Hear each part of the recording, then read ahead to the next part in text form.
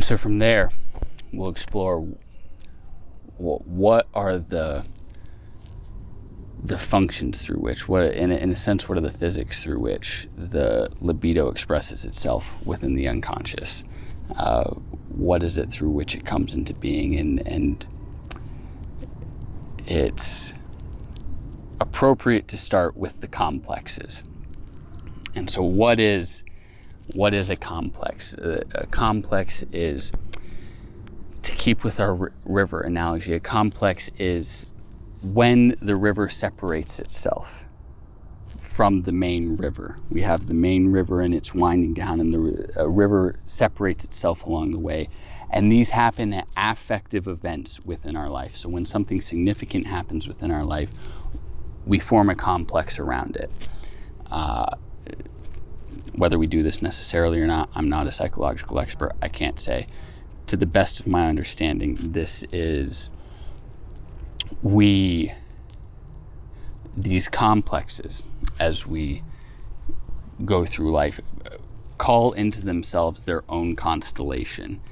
They are their own constellated elements. They draw their own energy to them. And in a sense, which is what's very interesting, and Jung talks about this in his Tavistock lectures, the complexes take on a personality of their own. And they have almost a psyche in and of itself. And it's their own relationship to the psyche that they draw into them that is, in a sense, in competition with the ego. It can be. Ideally, it's not. But that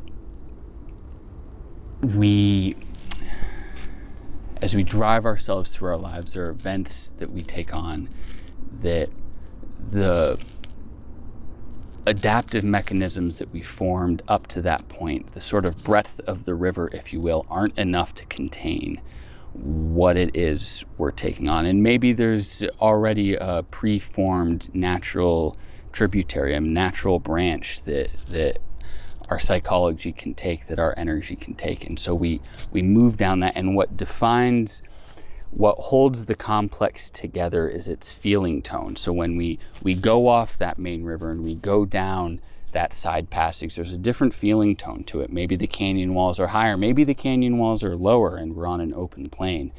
And this speaks to the fact that a complex isn't necessarily a negative thing. We tend to speak in our society of, a mother complex or a father complex, or things that are very negative, or can be negative, I should say.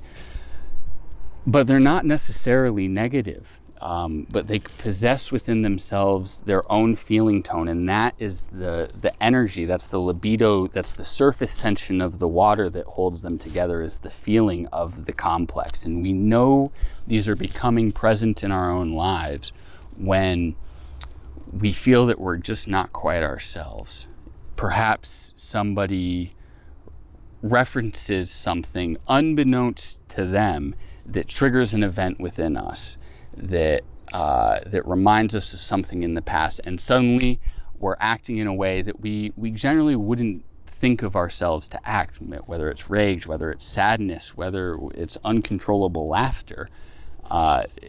These are the areas where we know that a complex can be at work, is that the feeling tone of that complex is now, because of the event, the triggering event in our lives has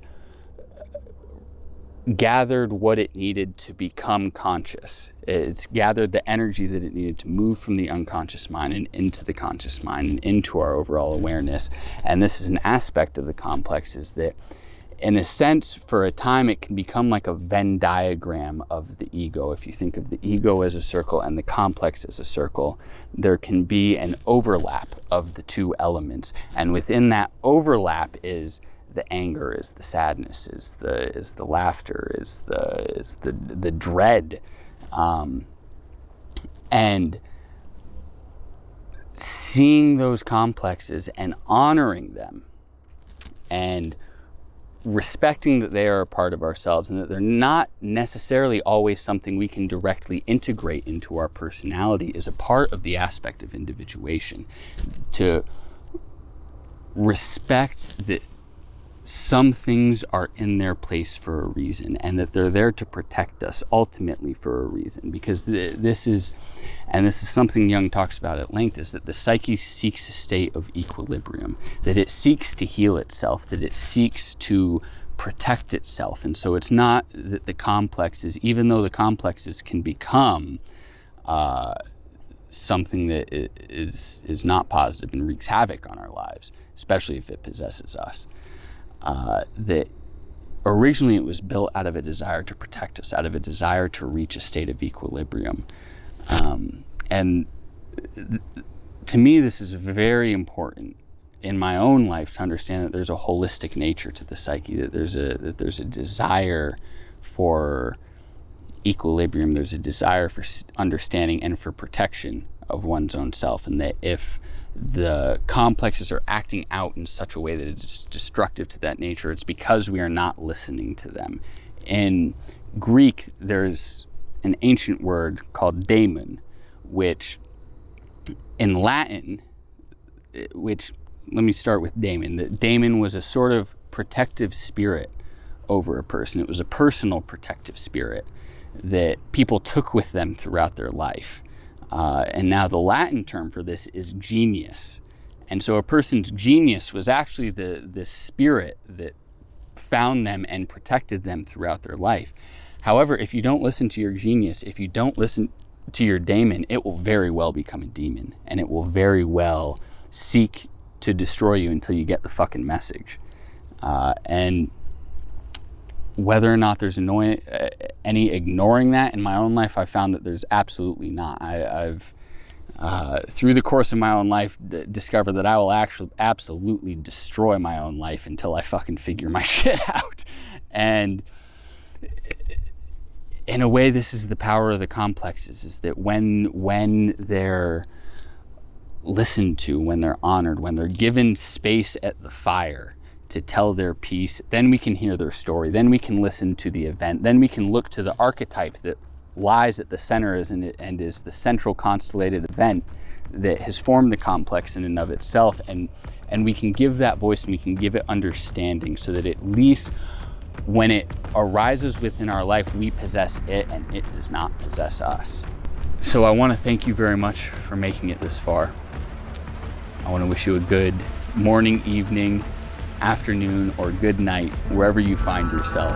Thank you for watching. This has been The Art of Remembering.